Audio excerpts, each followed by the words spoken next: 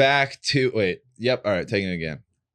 Hello and welcome back to season 7 of the Film versus Film podcast. I am your host, Quinn Boys. I have over 1,372 unread emails, and I am joined, as always, he came here via wooden crate, transported by a helicopter. You know him, you love him, Lady Eloise Smith Jr. What's up, Lady Eloise? I was wondering what name you were going to give me today. What did I do? Where did I get it wrong? Do I have to take it again? It's Leonard Smith Jr., not Lady Eloise. Sorry. I am a young, viral man. And Vibrant. No, it was you're viral? I'm both. Okay. I'm both. Once again, Quinn is flubbing my name as a punishment of losing last season. I'm not even aware I'm doing it. I'm sorry. You're not even aware. Oh, It's that's a crazy. mistake. Well, today we have a very fun episode.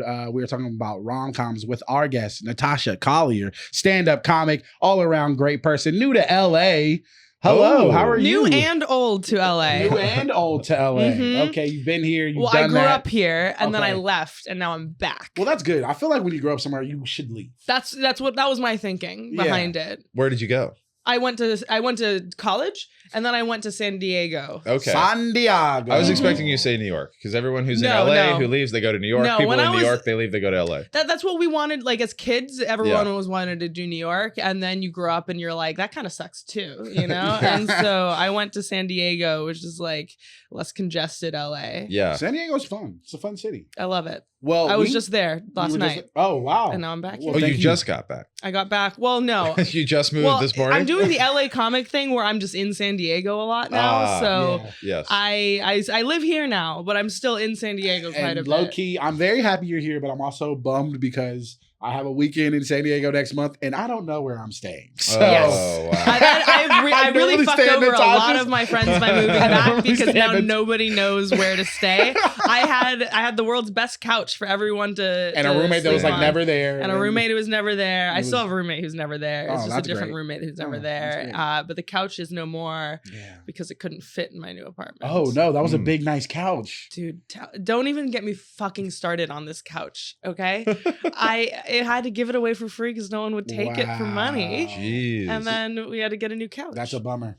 You know what's nice on a big comfy couch? A rom-com, which is what you gave us as a prompt today. My favorite category of movie. Oh, yeah, we've done this podcast for 7 seasons. Sometimes we say 6. We've never done rom-coms. You've done 7 seasons and no rom-coms. No rom-com. I think it might be, and I'm not putting this on but I think when people get the prompt, they're like, I don't want to do best comedy. Let me like whittle it down to something like very niche. But so you just have the boldness to give us a big, wide open prompt. I told you, you like in favorite movies, I was like, I like rom-coms and I like shark movies and I like true crime documentaries. Yes. And Leonard's like, we're not doing documentaries. We've already done shark movies. I don't know if we've done. We haven't done Jaws and Deep Blue Sea. It's like the 2 movies we would have chosen for shark movies. It would have been Jaws 2 versus the Megalodon. That would have probably. Those are good movies. Okay. Those are good movies. I haven't seen either one. Have you seen Jaws 3 and 4? No. It's progressively worse as the franchise goes on. I'm pretty sure. I don't know. This poor family just keeps getting terrorized by sharks. Yeah. Like it's the same people. Oh no. They're just older and they just can't stop getting terrorized by sharks. And the sharks get bigger every movie. Yeah. And then we get to the Megalodon and Jason Statham fighting sharks with his bare hands. Great movie. Great time. The Megalodon is fun. But yeah, it gets, you do run out of a thing where you're like, I don't know, we made 7 of these, we gotta make the shark bigger. Like it's hard to keep doing, you know. Can sharks fly in space? Is that possible? No, but they can swim at 1,000 miles per hour in Jaws 4. They're a submarine. They're World War II. I know this is not what the podcast this is what it's about now. But in Jaws 4, the family, they're just like, I can't with these sharks, man. Like the sharks just keep eating people in our close circle. We gotta go to the Caribbean. And so they go to the Caribbean and then, or somewhere else, I don't know, and, like far away. And then the shark shows up there. Wow. Yeah, the shark. So why don't you just go to Iowa? Go somewhere landlocked. That's what I'm saying. Eat some corn. And then like in like Jaws 3, like one of the boys becomes a SeaWorld guy. And I'm just like, you gotta stop it. Jaws 3 Some has people the love that trauma. At that that people point, love you're their kind of trauma. asking for Yeah, it. But it has like Jurassic Park, pre-Jurassic Park potential. Jaws 3. You'd always think it's gonna be better than it was when they would run like the AMC movie marathons over the Memorial or the July 4th CGI had holiday. just been invented in Jaws 3. Yeah. And it's it's a like, trip. what if the park went wrong? Now we're in that like underwater glass walkway, and there's a shark trying to get him. Like, that's interesting. You know, that's more interesting than just being on the beach. Maybe I'll watch it. Maybe Maybe one day you'll we'll watch do a shark episode. Maybe. But today we're doing rom-coms. Oh, right. And man, me and Quinn, very in depth in the knowledge yes, of we're rom-coms. You're sitting across from two romantics, Natasha. I can Is tell that that. obvious? Two Yeah. romantics. I could tell by how the fact that you didn't know what the word virile meant. You said viral. Yeah, but I meant viral. Okay, well, I was offering you a different. Now, viral, okay, but I'm not. Yes. I don't take shit. It was for Leonard something Smith. that- Viral is also a word. Yeah. though. I know, It but was- if you're saying I'm it was something viral, that- to ladies, I'm viral. I don't think that's Yeah. exactly what you're trying to Lady, get out. Lady Eloise was looking for young virile men. Viral, okay. And Lady Eloise What is about- Aren't we all what looking about for young venal? virile men? What about venal? If we're just going with, I'll keep looking some What's more words venal? up. Well, let's talk about the movies we chose. The movie I chose for rom-com. Go for it. 1992 movie directed by Reginald Hudlin, written and produced and starring Eddie Murphy. That's right, the classic Boomerang. Classic to me, maybe not so much to you. Why would you ever assume that? Yeah, that's kind of crazy. Right? Well, because I've talked to you prior to this podcast. I did not make any prejudgments. I am not racist. I had not heard of the movie. You had not heard prior of the to movie? this. No. Oh, I hadn't heard As of it, but someone once who you loves mentioned it, rom-coms, I had still not heard of the movie. Oh yeah, before Boomerang. we talk about the movies, you had not heard about this movie. Did you have any movies in mind? Like they're for sure gonna pick this movie, or are they? Well, I had no idea because rom-com's such a broad category. Again, my favorite category of movie. I mean, you got rom-coms, you got everything. And what's your You favorite got rom-com? Romance, you got comedy. Meg Ryan, you know. Meg Ryan. I had thought that it might be like through the decades, maybe like a 90s, because 90s was when it kind of boomed, and then like mid 2000s was also a very big boom of rom-coms. That's what I was as well. thinking. Like a mid Matthew 2000s is McConaughey. where Like, it feels like it died. oh really? What? I'm making no personal judgment. I'm saying I can't name that many from like the 2010s. Well, Feels like the that boom 2010s that you're is talking when about the, petered off in the 2000s. 2010s, there was a big boom of like, can we have sex and just still be friends rom-coms? So there are different types of rom-coms that kind of went through. I think earlier than that was like rom-coms that weren't just about a couple but about multiple couples. That was a big one. With like Love Actually and Valentine's Day. And I don't want to talk about Love Actually. That's my favorite Christmas movie because it's a rom-com. Oh boy. Well, I'm glad that movie has been nullified in a previous episode. He's so just you not couldn't have into picked it. you. Oh, Yeah. great. Yeah, I feel like in the rom-com. early 2000s, mid 2000s, it was a bunch of like, I don't want to be with you. We're not supposed to be together type rom-coms. Yes. Or Yeah. you besmirched me or did something wrong, and now, or like the nerdy girl becomes the hot girl. Right. thing. I mean, the possibilities are endless when it comes to It rom-com. grafts onto like the nerdy girl becomes the hot girl. I'm assuming you're talking about like a She's All That, Yeah. which is interesting because rom-com is also kind of pliable. You can put it onto another genre and it holds. Like that's like a high school movie, She's All That, but it's definitely a rom-com. Like it's interesting. I feel like we picked, or at least I picked. I mean, you're in the middle of talking about Boomerang, but it's like pretty down the middle rom-coms. I'm not sure what else, whatever other faults these movies may have, they're definitely. They're very classic distinctly 90s of the genre. rom-coms, Very, especially yeah. a representative of the 90s, where like in both of the movies and also in a lot of the 90s rom-coms is where you like the guy is not very nice to the woman, Yes. and she's still kind of into it. It's crazy. So mine is at the beginning of the 90s. Yours is at the end of the 90s, and we haven't said your movie yet. But mine is Boomerang. Eddie Murphy produced, written, starring. Marcus is a marketing executive. Oh, Eddie Murphy produced and Based on wrote the based on rom-com. a Yeah. This story makes by. so much Makes a more lot He of sense had sense two now. other people write it, but it was based on a story by Eddie Murphy, which I clocked as based well. on a story by Eddie. Oh, okay. Yeah. Because I mean, I was watching the movie, He and has Eddie the Murphy nicest ass. Eddie Murphy is having sex for maybe 30% of this movie. He's God's And gift then to women. at some point, I was just like, did Eddie he write this? Like, it feels like he had a hand in this. And Marcus is the player of all players. He is Rico Suave. He thinks he's romantic, but really he's not. He's a lonely, sad man who is playing women. And then his company gets taken over by another company. There is a beautiful woman, Robin Givens, who is his new boss, Jacqueline, who is his new boss. He thinks he should have the job. He has sex with Lady Eloise, thinking he was going to get the job. Eartha Kitt, amazing. This is a star-studded cast, an amazing cast. John I'm surprised I hadn't heard of it before. Oh my God, so many good people in this movie, and it's a Black classic for sure. And we go through the trials and tribulations of him being put in the position that he is in, and then the right person for him, he doesn't realize it, and his friend, and then at the end, the right people who are supposed to be together end up being together, apparently. The two most beautiful people in the movie end up being together, apparently. I don't remember Robin Givens and Halle Berry getting together. Hey! The most logical choice. Yeah, yours was interesting because it kind of like it dekes the typical rom-com setup a little bit. I feel like we discussed this earlier in the season. Like Black movies had to be more than just whatever they were labeled at the time. Yes. Because it was like, we only have so much screen time. We have to put everything we can into one movie. So much fucking.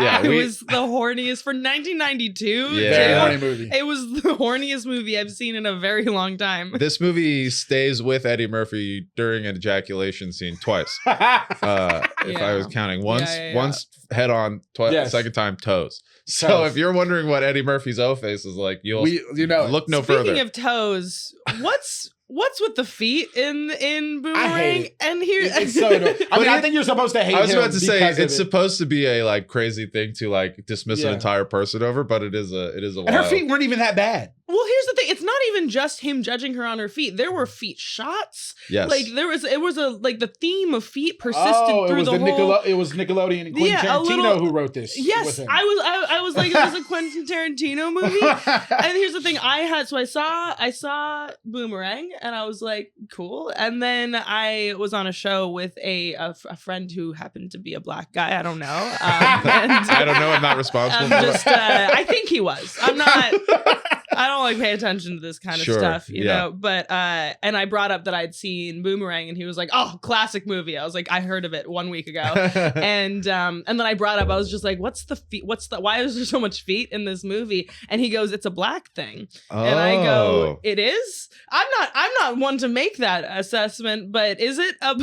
I know a lot of Black people who aren't into feet, me being one of them. Mm-hmm. There's nothing wrong with feet people. Sure. There's nothing wrong with people. But the brothers who are about feet, are about feet. Okay. So, but that's crazy that he would just be like an overall, it's a Black thing. It's a Black thing. He's like, yeah, growing up, like you judge people's feet. Like, okay, now, okay. I thought you meant, yes, growing up, you do judge people's feet. You get joned on for having ashy or fucked up feet. You get made fun of for having bad feet. I think white 100%. People are like properly ashamed of their feet. Yeah, and if they have a foot fetish, they do not talk about it. Well, there's this thing was called slavery, and white people basically ingratiated a thing where they made us hate each other. So everything is a competition, and we have this weird generational trauma where we have to one up each other. So I think that's where you've done it. You've connected Eddie Murphy rejecting that lady's feet to slavery, to the most shameful part of American history in no time at all.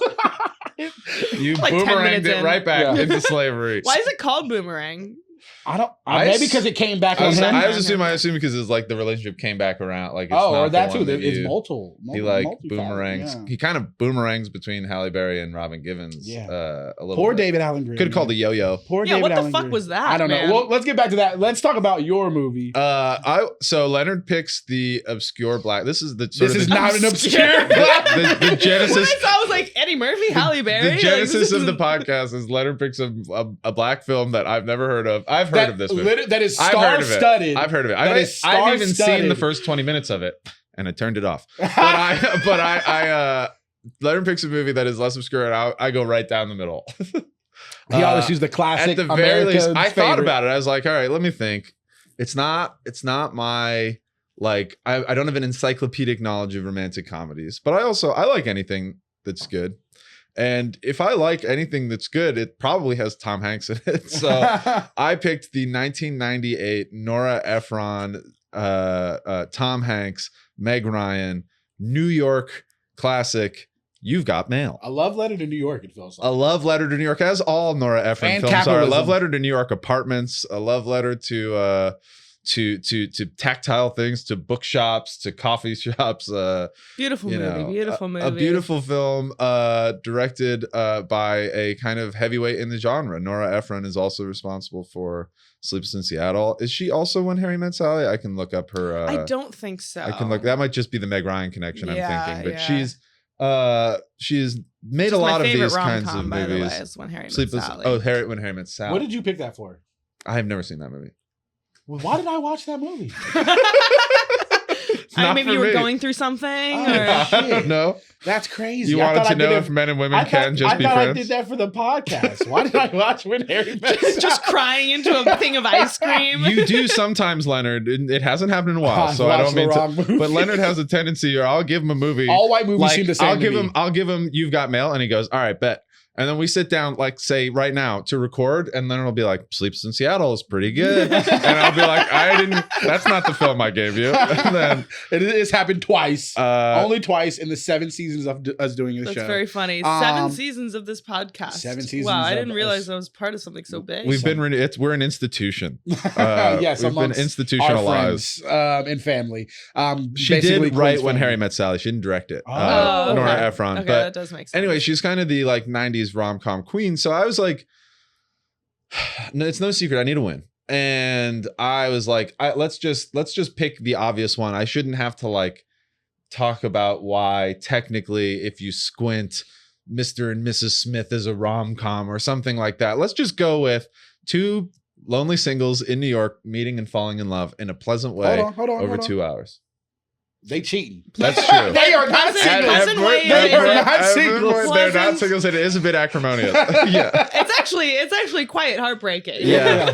I'm still like, but I mean, like, I'm still like, oh, is that? Because there's like a couple things, just to step out and speak about the genre. There's a lot of cheating in both movies. Yeah. Quick summation of my movie. I mean, they're rom-coms. You know the format they follow, but Tom Hanks and Meg Ryan, by the time the movie has started, have a pre-established email correspondence. So this is 1998. So that's you boot up the home computer or your little laptop, and then you hear that you've got mail and all that, you know. Yeah. Well, before you boot it up, you wait till your partner leaves. You watch them go out the door. Get Parker Posey out of there. You watch them go into their car. Yep. And then you go boot up your computer. Yeah. Yes. This movie has emotional cheating galore. And this is before emotional cheating, I think, was really invented. Which is I think why they get away with it. emotional cheating really boomed with the internet. And there was a funny conversation at the beginning of the movie where they're like, she's like, "Have you had sex?" She's like, "No, we're just talking like, cyber sex." And then the old lady's like, "Oh, I love cyber sex." Imagine getting like one email every 5 minutes and doing cyber sex. Like, I've taken off my jacket. They should have been on IM. What's the guy in the bookshop's name? He's like pretty famous. Steve Zahn. Steve Zahn. Yeah. He had a joke in there where they were like, "Oh, do you ever like have cyber sex?" He was like, "The internet is just another form for me to know that women hate me." Or something like that. Yeah. I was cackling. The joke. I don't think that this movie wasn't heavy on the com. I think it was more heavy on the rom. But the standalone jokes in this movie where I was laughing out loud. Well, also, and thank you. I'm taking all compliments to the movie. I loved this movie. Whoa! I loved this movie. I did not expect that. I could not believe it. You hate everything. I know. You're so cynical. I was there were parts of the movie where I was very upset, and I hated Tom Hanks. And I hated how naive Meg Ryan was. I will never forgive this movie for trying to make me think Tom Hanks is sexy. Yeah, right? What if she's fair. It's like, bro, look at you, Tom. Yeah. You worrying about her being a dog? Tom Hanks had something that happened where pre and post Saving Private Ryan, Tom Hanks are two somewhat different body type guys. And you know what? We can all age a little bit. But if you look at Tom Hanks in Sleepless in Seattle, it's like rom-com lead. And you look at him in You've Got Mail, and it's like, that's like my dad. Or it could be someone, a little bit. He's kind of schlubby, you know, the hairline's kind of going. The hairline is receding. Yeah. It's also not very likable. Usually the rom-com leads are you're supposed to root for both of them. Yeah, there were points in this movie where I was like, what the fuck is happening? That being said, your favorite rom-com is When Harry Met Sally, and Billy Crystal is an unfuckable man. That's true, but boy, is he a silver tongue fox. Yes. Silver tongue, which is apparently which is kind of what Joe Tom Fox Hanks is supposed to be. Yeah, he is kind of silver tongue. But he is lined up. Fox. I mean, I think this movie, Joe Fox, this movie is like positioning Tom Hanks as a guy that you have to hate. Like, not only is he like the competitive big bad bookstore across the way, he's trying to cannibalize this shop around the corner. It's crazy. That is the place that is owned by the woman that he loves. And then he's, And that's where I wanted to say, at the beginning, I was like, this is fucking heavy-handed. Like, this is like, I was like, this is too much. I was like, where are they going? But it eventually, I was like, okay, now I see why it's so heavy-handed. It's a long, drawn-out, sociopathic love story. It's also kind of a social commentary for the state of technology at the time, because that was when like the internet starts booming and big superstores start killing small businesses. The first stuff. like line in the movie is like, technology is the worst. It's gonna Meg Ryan is dating the Unabomber in this movie. Obsessed with typewriters. Typewriters. Like, what the fuck? I was like, bro, even for like 98, like, calm the fuck down, okay? Which is funny because Tom Hanks in real life, Greg like, Kinnear. I think, has a typewriter business or something like that, which is very funny. That's funny. Greg Kinnear plays the other guy in so many of these types of 90s movies where he's just getting cuckolded, or he's just like the jerk boyfriend that you leave, or, you know, he's... And he does a really good job. He was there for it. He does a really good job. He does. Him and that woman on the set was hilarious. Where he was like, "Was I? Were we? Oh, she's hitting on me." He was like, "Yes, bro, you know it." But both of these weren't heavy on like the romance, as in like the like, oh, this is so heartwarming, or like someone pulling romantic moves. I always say the reason I do really like rom-coms is they're very formulaic. You know, you have the meet cute, you have the moment where like, oh, we're not going to be together, and then they end up together, and then there's all that kind of stuff. These kind of broke those both. Yes. And I do really like that. Okay. I wasn't sure how you were going to feel. You hadn't seen Boomerang before. What was your relationship like with what was your relationship like? What was your relationship to this movie, to You've Got Mail? Is this one you've seen a lot? I had seen You've Got Mail before a few years ago, and I rewatched it for this podcast. I literally I did not know Meg. I don't know anything about Meg Ryan. Oh, yeah. This was an introduction to Meg Ryan to you? Oh, okay. Well, I guess Harry Met Sally in this movie. It's like, has she done any other movies besides that? She did like these types of movies, and she also had like I feel like she had kind of she's in Top Gun. The original, they didn't bring her back. I have not seen it. I'm not the right person to be eulogizing Meg Ryan's career, but she also, I feel like, made some like Ashley Judd-esque, like Along Came a Spider type. I loved Along Came a Spider. But like not that. I feel like she did a couple of those types of movies. And then, in the mid 2000s, she was like, I'm taking a break. Yeah.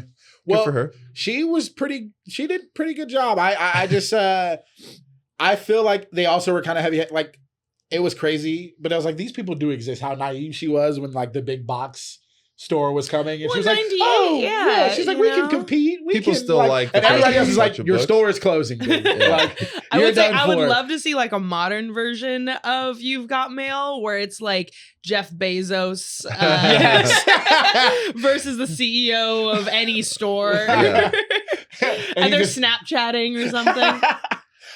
The way the Bezos stuff in this one is like Tom Hanks's dad is like still siring children that are like younger. Like Tom Hanks has like an uncle. Everything like about Tom Hanks and his family sucks. Like there's nothing. I think that's how they're trying to like him. talk about like eccentric New York old money people or whatever. And Tom Hanks is like the most normal, but he's still kind of a dick, and he's still kind of But they don't need all these like all these little kids that are technically his. I feel like You've Got Mail is for a very certain demographic.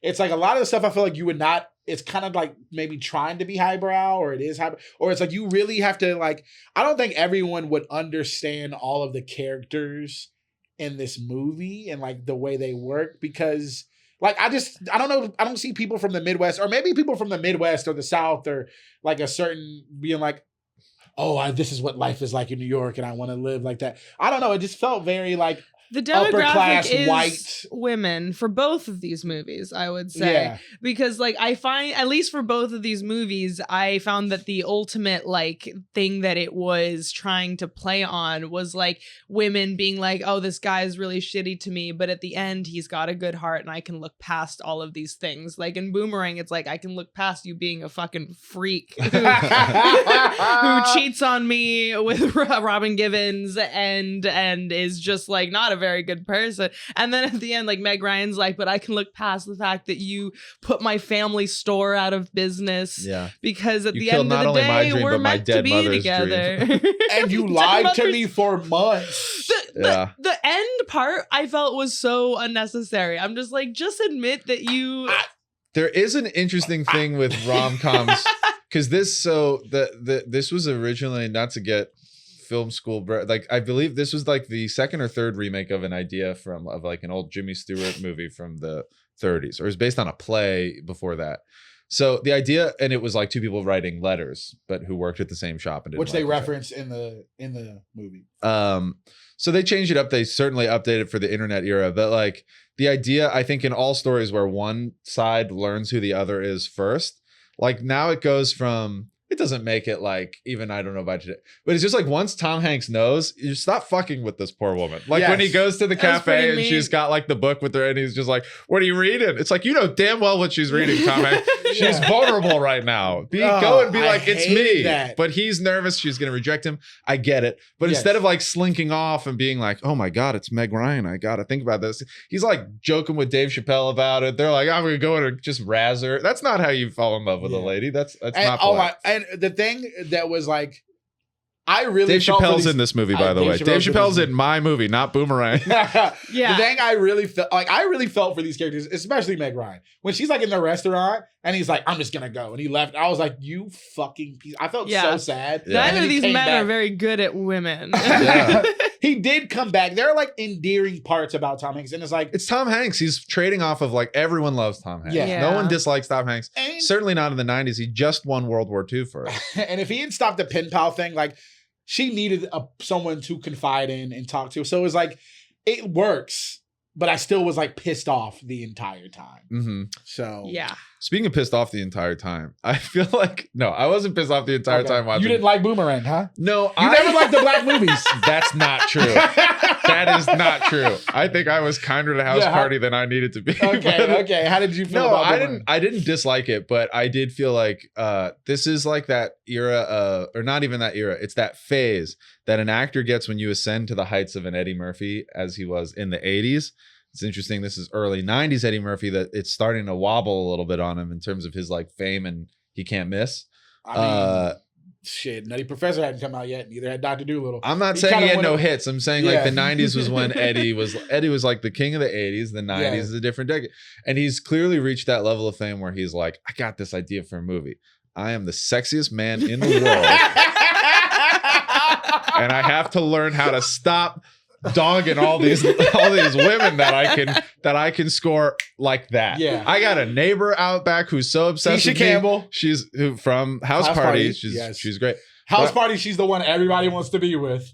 And she's not strange, everyone that wants to be with. But she's strange friend. And then this one, she's the dog. I know she's got curlers in her hair. They don't even show her. She's like Wilson, the neighbor from Home Improvement. You never see her over the fence. She has her sign. But anyway, he's like, my favorite character the in the plot whole is movie. I have to choose between two incredible women, both of whom I am awful to. Like it is the height of like male ego, which I feel specifically like, it's like Eddie. No one told Eddie, or it's like, hey man, if you weren't a great stand-up comic, if you didn't get famous, this would not be your lived reality. You can't just be marketing exec Eddie Murphy and being this sexy. He's like, yes, I can. And I appreciate the flex. But yeah, there's a ton of like just servicing Eddie Murphy's So if ego. it was Matthew McConaughey, it would have worked for you? I don't like those movies either. Okay. Yeah. I feel like this is a great movie. I feel like the women are written well. They feel like real people. It's but mainly Halle Berry. Halle Berry's written a little bit better. For the 90s, I will say Jacqueline is just like hashtag she's a power hungry. Business. She's literally him. She's the male. She's business bitch. And then Halle Berry's like, yeah, you cheated on me, but I still love you. But you promise you're not going to do it again. she's unfortunately like one of those women who's like, I can fix him. You know what I'm saying? Yeah, and the thing is that like that is a very real aspect of the female psyche that both of these movies play on. Is that like women are very much almost wired to be like, yeah, it's fine, you know? And so I think both of these movies play on that very well. There are two moments I really liked Boomerang. Okay. Two scenes where I was like, oh, this is a lot of fun. One, two very different scenes. One is when, and it seemed like I liked the way that the director set it up or whatever, where they're like, we're going to have Halle Berry take Eddie to this, like where she teaches these kids on weekends. Art, yeah. I was supposed to say she teaches them to read. No, she doesn't. These kids know how to read. She teaches them art. There's finger and they're painting. Explaining. It seemed like the director probably gave these kids an assignment and they were doing it. And you just see Eddie Murphy like in a wide shot, just like kind of making fun of the kids, but in a playful way where he's like, oh, this is supposed to go there and the goldfish doesn't go. And I was like, that's endearing. This is where Eddie Murphy is fun. Like just seeing him be funny and natural and act around. I'm falling in love with Eddie Murphy. Not exactly. But the other one is the three, Eddie Murphy, David Allen Greer, and Martin Lawrence buying suits in some fashion. Oh my God. And when he barks at that racist white Shabba, I was like, that's a great scene that someone was just like, you talk about like the lived black experience, something I do not know, but I appreciate they just put that little subtle thing. This is like a movie talking about they're talking about the plot, like, oh, you're going to be with her, you're going to be with her. And then this guy just comes up like, you can't buy. And I love David Allen Greer's thing of like, does he think we're going to take the suit, stink it to high heaven, and then try to return it before we get like where he's like, we have no return, sir. Anyway, I was like, great scene. Neither of those are very... they sprinkle a little bit of Pretty Woman in there. Yes. From the black angle. I feel like great scene, John Witherspoon. Yeah. I like the exposition scene of Eddie Murphy's character where he sees a beautiful woman walking her dog and then he gets a leash and is like, where's my dog? Which I will remind you probably got from Ted Bundy. Ted Bundy had the same move where he was like, my dog is lost. We're gonna fucking... shit. Yes. And it ended a little bit differently. The serial killer handbook. But I think that is... She got to keep her toes. Well, I do love that. Like, that's again, Eddie Murphy can't not be funny, even if I don't think like the movie is maybe as funny as it. But like where he's just like, Kirby, like he's screaming the bloody murder. Then he gets the number. He's like, Kirby. No, I really like that. Was a little bit of Eddie Murphy's like comedic persona in there. Nasty Nate. Hilarious. The first scene where he's like, okay, maybe no banana, no cherries. Yes, Jeffrey Howell, who is a James Bond villain. It starts out already so horny. Jeffrey Holder. He's Grace a James Bond villain. We also got to talk about Grace Jones is another James Bond villain. J, where she puts the panties in his face. Oh my God. That was pretty good. I did really enjoy that. There is a lot of funny moments in this movie. I feel like also wants to have sex with Eddie Murphy. I feel like you got Mel, who everybody wants to have sex with Eddie Murphy. It's crazy. And when she's like, you know this pussy he just shows it to everyone. They in the restaurant. Pussy so much in this movie. I will say that, and granted, this might be. What are there any other black rom-coms? Because I realized when you gave me Boomerang and I looked it up, I go, oh, it's a black rom-com.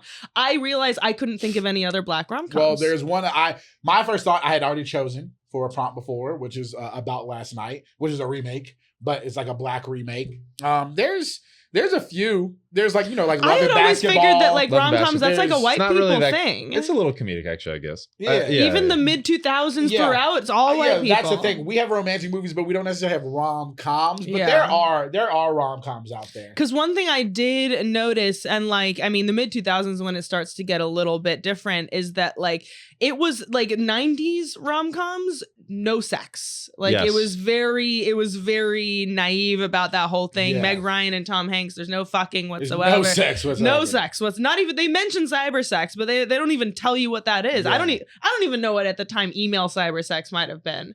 Are you sending pictures? I don't know. 98 is when I was born. So, and what was crazy is like neither one of these characters were horny. Like, and they've reached the point where their sexual libido is on the decline. Well, usually I feel like in rom-coms there at least is like a scene of them being like showing them like masturbate, like something where they're like, I need. But that's again, I think that's like mid 2000s is when that starts happening. When there's like, can we have sex and still be friends? And then there's like, he's just not into you, where there's like some kind of like sexual overtones and stuff. Eddie Murphy, like 1992, straight out the gate, it's just fucking. There's so much fucking. Eddie Murphy's the horniest guy in the world. We get the first kiss. You got mail at the end of the movie, and but that's the seeing... that's the classic formula of the rom-coms. The first kiss comes at the end of the movie. Yeah, I don't like that. The story is about how they get together, not about them being together. Although some break that. Yes. Well, mine is a story about how they get together. Just as a... He's just fucking so many other women. Road. He's got to make a few pit stops. But before we get into our criteria, David Alan Grier, they just skate over. Dude, I'm not forgetting about David Alan. I feel so bad for him. I felt like there was enough subplots that we didn't need that one because I feel like was the main subplot that made me not cheer for them at the end of the movie. Right? Which is kind of what I like about a rom-com. Is that's what I'm like. Were they trying to be like realistic? Like this is what happens in life, or was it? Is it what happens? I feel like there is the nice guy. If your best friend is dating Halle Berry and that's available to you, you have to get that. As a guy, like a chubby, funny guy who grew up with like the Rico Suave best friend. I've been David Alan Grier. And then there's the scene at the end of the movie. He's just like, we're good. I know. I'm like, you're good. Yeah. And that's male toxicity where we don't talk about it and we just trudge along and we push through. So it is very realistic, but also I am upset and I feel for David Alan Grier every time I watch it. Yeah. But let's talk about these criteria. Let's get into these talking points. Let's funnel these through our patented 5-point system, Leonard. The first, of course, Natasha, we're going to talk about these films through a pop culture lens. Let's look at the pop cultural impact of these two movies. You've got mail. Probably one of the first movies where this whole movie honestly kind of felt like an ad a little bit. There's the Visa card. There's the Starbucks. Yeah, that's AOL. There's like 2 other things too. I can't remember. There are like at least 5 to 6 different product placements heavy in this movie. Well, I think in 98 is when, again, and I think that's part of the social commentary on this, is that when brands started popping up and granted, I'm saying this as someone who's not alive for either of these movies, but I think that it really is, it's like, it's just what the world was at the time, and you just have to deal with it. So I think, I don't know if they were the first to do it, but it feels pretty influential. Sure. I feel like Tom Hanks and Meg Ryan to a certain demographic, maybe a certain racial demographic as well, but they are sort of like the 90s rom-com king and queen. Like they had that, and they had Sleepless in Seattle, so it was also like they were bringing back this like duo that had worked before with Nora Ephron, who makes these kinds of movies so well. And then I also think like it is so planted by naming your movie, You've Got Mail. Like it's so planted in 1998. It will never be a timeless movie. But I do think part of the appeal, if it's appealing to you, is that it is such a slice of like late 90s, like pre Y2K kind of like, oh, the internet was innocent. And like they have jokes about like, well, what if it's like some guy who's just, whatever. And it's like, that is going to become a real problem. Yeah. There's going to be a whole show about catfishing. Because at first in the movie, because I had seen it a few years ago, and then when I rewatched it, I'd forgotten. I was like, how do they even meet like online that way? But then she does mention it, that they met in a chat room. Yeah. And over 30 chat room, which it predates any internet experience I really had. Was just random chat rooms. Actually, well, I don't know. We had I came up in like Omegle, which that was beyond chat rooms. That was just one-on-one chat room 3.0. Chatting with a pervert. Like at least I think back in the 90s it was multiple perverts. Well, that's what I was wondering why they didn't acknowledge the fact that she met, like, what type of man is in an over 30 chat room? Like that's why they never acknowledged that. Yeah. And I wanted to a little bit, but it's Tom Hanks. Like his intentions were so pure. He was trying to escape Parker Posey, which he was awful. I thought Parker Posey. I liked Parker Posey. I thought they were going to end up together. Oh yeah, that's what I thought. The classic, you pair off the underling. That's in When Harry Met Sally. That Carrie Fisher and that guy. Yeah. Oh yeah. But I mean, I feel like because it's like so encapsulated in its time, I don't think it had a huge pop culture. No, it's also like can't influence. I don't think it was so much pop culture as it was almost political, like the with the internet and the businesses. Boomerang, for Black people, pop culture kind of heavy. I cannot comment on this. Yeah, but I don't think it. I mean, I felt it like in the Black experience, it's like it's a movie you have to see. We all know. Maybe we reference it. The poster is iconic. What about it would you say makes it like? I would just say like seeing like. A Black man as like the leading sexy man in a movie, Was that? Would you say that was like in like the first of its kind? I mean, I was like 5 years old at the time, so I wouldn't really know. See, like that's what I want to be. Yeah, so I don't know about the pop culture influence as far as like at the time. Yeah. But I know to this day, when you talk to a black person, like that's a classic. Like that's there. I mean, I feel like all the black people I talk to, especially guys, are like, "Oh, that's the best black comedy or rom-com there is," you know. So it certainly gets a lot of people at an interesting time too. I was thinking like, oh, in 1992 it would have been cool because like I don't know, when did Martin come out? Like 2 years later. Okay, like so pre-Martin. Yeah. Like you got Martin Lawrence, and I assume In Living Color was on the air, and David Alan Grier like had a name for himself. But I was like, that's cool. Like, oh, now you guys get to like be with like Eddie in this movie. And then John Witherspoon was on the Wayans Brothers in like 2 or 3 years. So it was like a lot of stars on the come up. I hate to Tisha Campbell, Owen Martin. I feel like this is going to get me a lot of angry hate mail, especially if this is indeed a black classic. You know, I love John Witherspoon. I never don't want to see John Witherspoon. They could have cut him off a little bit. Oh yeah. At points in this movie where he's like just going at the dinner, he's like bang, bang, bang, bang, bang. They let him do that twice. I know, but I'm like, they really were you just haven't like seen the Wayans Brothers because he says bang. I have bang, seen bang, the Wayans Brothers. Yes, I have. That's my first John Witherspoon. I love that experience. that's just his thing, and he does it in everything that he does. But he does it twice. And my other thing is like that was apparently a scene where Eddie Murphy's like, this movie needs something, and so they added the John Witherspoon scene afterward, which is funny because that's, to me, that's part of the problematic David Alan Grier stuff. Is that like his parents met this girl, and Eddie Murphy's like, no, I want that. Oh my God. And his mom is like, oh, you look like one of Marcus's girls. Marcus's girls. And they were like, it's just so mean for a mother to say. And they're trying to have it both ways, where they're like, we're just friends, mom. It's like, well, why? Why are you? So David Alan Grier and Halle Berry have not so had he's not sex. totally stealing her. They never had sex. So, why is she meeting his parents? But his parents you don't had introduce sex your parents to someone you haven't had sex with. That's my rule. And then they had sex in the bathroom for an hour. That was hilarious. Yes. Oh, so funny. You can see Eddie trying not to break. I can't believe I'm saying there's just too much sex in this movie. Too much sex. I'm saying this as a diehard Bridgerton fan. There's too much sex in this movie. Everyone is having sex except for Martin Lawrence and David Allen Grier. All right, well, Leonard. They talk about sex the most, but they are having it the least. How did these movies hold up? They hold. How do they hold up? Now there is a quality of like tricking women into sex that exists in one of our movies, but I certainly think you could point some fingers at. I would say both of these movies because you know Meg Ryan and Tom Hanks do fuck eventually off screen. It's a long con. One is a long con. He has come clean by that point. He's not having sex. Yeah, with I know, her but there's still feelings that have been felt.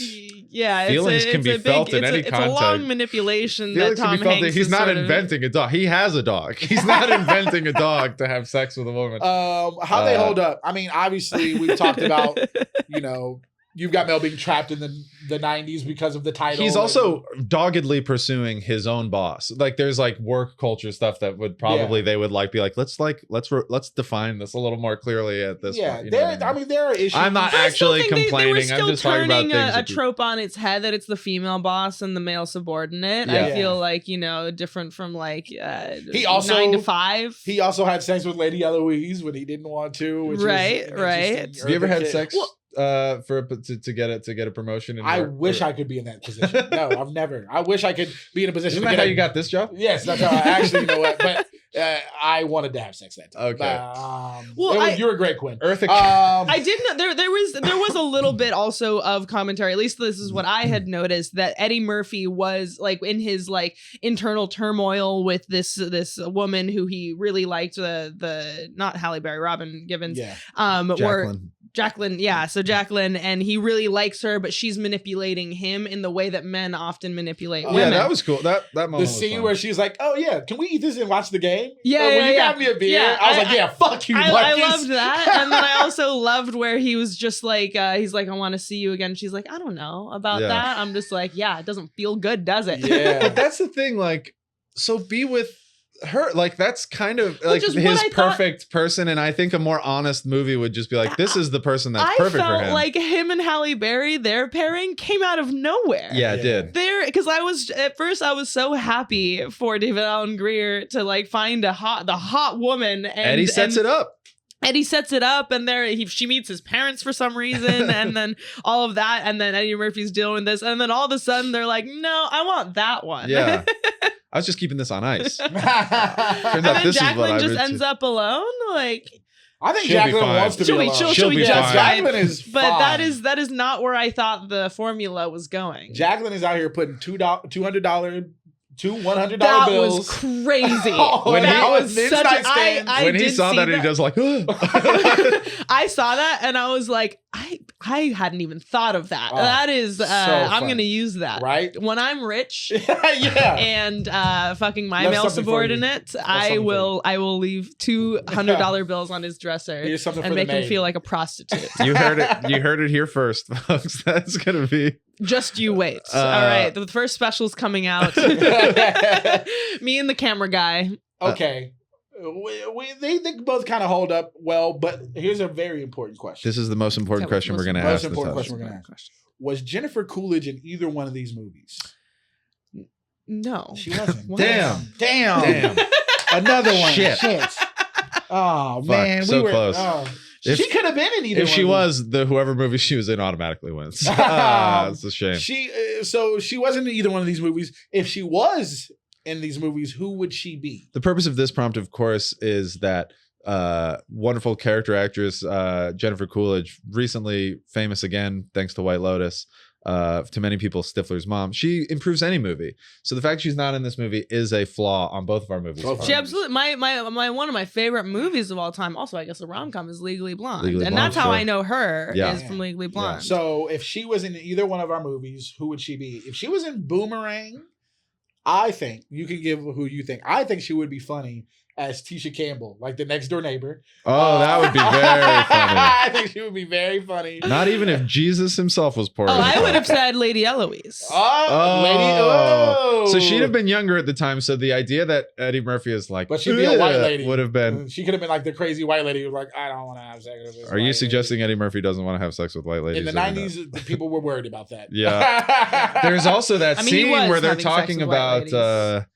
There's also that scene where they're talking about the prostitute, and Eddie Murphy's like, "Oh, it can't be that kind of thing." And then a few years later, he would have his own trouble with a Yes. certain type of I prostitute. was worried about that when we didn't talk about it Holds Up, a woman with a dick or whatever, and women have dicks. And Google Eddie Murphy could've- it prostitute. could've Yeah, gone but in bad. the 90s, we didn't know women had dicks. and I was, you're like, you start to worry when they start to talk about it, but it wasn't bad. It was just wasn't. like- It wasn't. yeah, so and it it was like- also, in the 90s, that's just what Yeah. that's what was funny. That Yeah. was hilarious. That Yeah. was considered comedy gold at the and time. maybe that's why David Allen Greer didn't have sex with Halle Berry. Maybe that's what David Allen Greer really He was wanted. being so polite that he got totally bypassed by his boy. Yeah. But in my movie, I think the kind of logical role for her where she would have been if she was in this movie, and she very easily could have been in this movie, was Christina, the Meg Ryan's, like, she works at the shop as Yes. well. That's like an obvious part for her. Cyber sex. Yes, exactly. That's my Jennifer Coolidge That's impression. Once you do it, they lose all respect for you. Yeah. See, I'm already laughing That at wasn't Jennifer very Coolidge good. in that role. No, that's great. But I she think would be great. let's forget this. Let's not box Jennifer Coolidge in. Let's put her in the comedian friend role, and let's throw Dave Chappelle out of there. and I put was just about to say Jennifer that. Coolidge in the I Dave was- Chappelle role. I was just about to say that, but you know what? Well, in 98, they needed the black friend. They Yes. absolutely, and this movie is such a, like, Tom Hanks and Dave Chappelle are not seeing movies together on the weekend. Yeah. It's not because these two people could never be friends. I just don't buy their friend chemistry. Oh, I don't know. When he was like, "It's the cappuccino," I was like, "These guys are buddies." I will say, as far as holding up, they did have a black person in this movie. So they did good have on one them. black person. In They the had movie. one black person. Good on you, Nora Ephron, and everyone. But there was a moment in the movie I was watching. I was like, it just feels so unrealistic that these two people would be in a chat room. But it would have been funny. The movie would have been so much funnier to me if the other person in the chat room with Meg Ryan was Dave Chappelle. That's- She goes to be in his fucking Dave Chappelle. Oh, Dave Chappelle's in hella chat rooms Yeah. in this movie. He just doesn't talk about it. Very different movie. I wonder how she would feel. It seemed like his character was a very smart like intellectual funny I mean, that's guy. what the black friend was. At the Yeah, time. yeah. Yeah, no, So- they had to be all things, but also kind of as characters go, not that much. Yeah. Yeah. You're done. So we got some stats for you now Yes, as now we let's go move into into stats. that. Yeah, let's go into stats. You've Got Mail it's a Christmas movie, December 1998. Wow. Feel the love, feel the spirit. Christmas in New York. What could be better? It has a six. Christmas was very brief in this movie. Yeah, I don't know though. if it's not really. It came out during Christmas. It's Yeah. not really much of a It Christmas leads up movie. to Christmas and then it ends in the springtime because it's Thanksgiving when she's buying the groceries. Love Right. springs anew. So it's got a 6.7 on IMDb and 70% on Rotten Tomatoes. Wow. It's like slightly lower than I would have thought. It was made for $65 million and Tom Hanks, Meg Ryan in the 90s. It made $250 million. So it was a hit. It was a big hit. Everybody remembers it. Of course. Unless you were born that year. But you remember it. You don't remember it, but you know it. It's considered one of the big white classics. One of of the 90s. the big ones. the white classics. One of the white classics. Boomerang, made in 1992. It was a budget of $42 million. It made $131 million in the box office. That's a lot of great. money. It is once again fallen to the black rating online. It's a 5.6 on IMDb. Okay. And surprisingly, on Rotten Tomatoes, it's a 49%. And the audience score is a 59%. Bullshit. Audience score. Audience know. abandoned this movie. I know. I don't think black people are really rating movies on Rotten Tomatoes that much. Yeah. I do also feel like that. I don't think it deserves like a crazy score, but 59% But just Boomerang, I feels- think, aged a little bit more poorly than You've Got Yes. Mail did. Yeah. So, I'm not surprised, but those are the stats of both movies. They may weigh in on your choice. And now we're going to give our final arguments. Okay. We've already Our final arrived. arguments. At this point, we've had so much fun. You want me to go first? You want to go Yeah, I first? want you to go Okay, first. you want me to go first. Listen, both these movies were fun. Both these movies were good. Oh, man. I earlier did state that I loved You've Got Mail, but it was a love-hate. It was like there are parts of me where I was like, what is happening? This guy is terrible. Why is she falling for this man in terrible jeans and a terrible hairline? There were about 5-6 jokes where I cackled. I laughed very hard. Can you give me one? The internet thing? Oh, I really loved yeah, we're all like when she's in line and that one guy who's standing behind her was just like, what do you like? Yeah. Oh, yeah. That was a great moment. There were some very good, funny moments. The FOX was funny Yep. with the kid freaking out, like him having the handle. There are funny moments, and like it's supposed to be like a cute, almost endearing moment, but it also there's like a weird twinge of like cringe behind it because Sure. you know the position. And I mean, I guess there's also cringe with Marcus and him just being who he is. But the fact that he gets his comeuppings and he learns a lesson and him and Halle Berry come together and it feels there. I feel like there's more of like relationship dynamics in Boomerang where it's like, oh, we're together, we break up, you cheated on me, I've been missing you, I've been longing for you, I'm heartbroken, let's get back together.